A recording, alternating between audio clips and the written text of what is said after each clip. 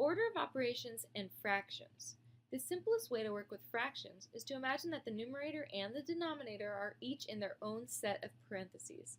Before you divide the numerator by the denominator, you must have them both in simplest form.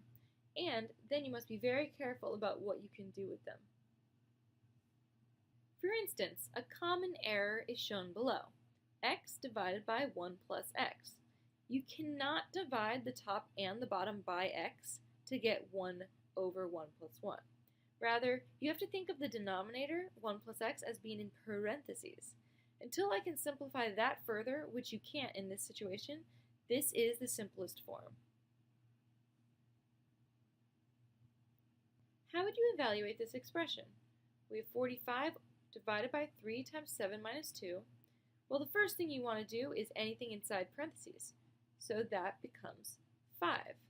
Now you have 45 divided by 3 times 5. In this case, you can just multiply these together. That becomes 15, and then 45 divided by 15 is 3.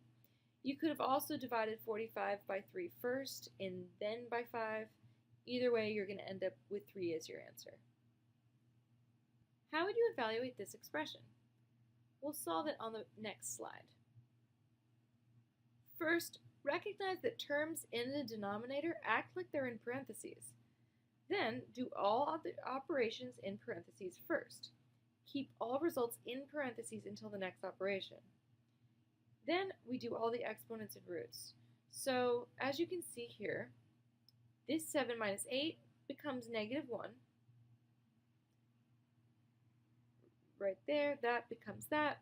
We have this here, this 5 minus 8, that becomes negative 3.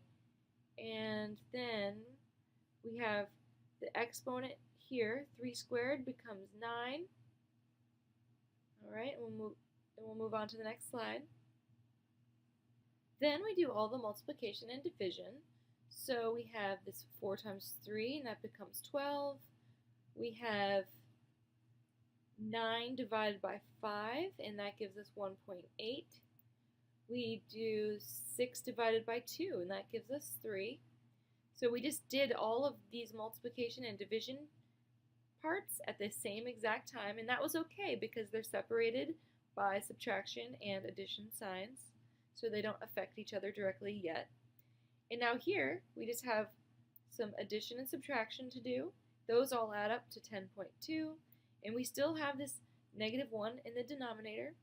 But when you divide 10.2 by negative 1, you just get negative 10.2.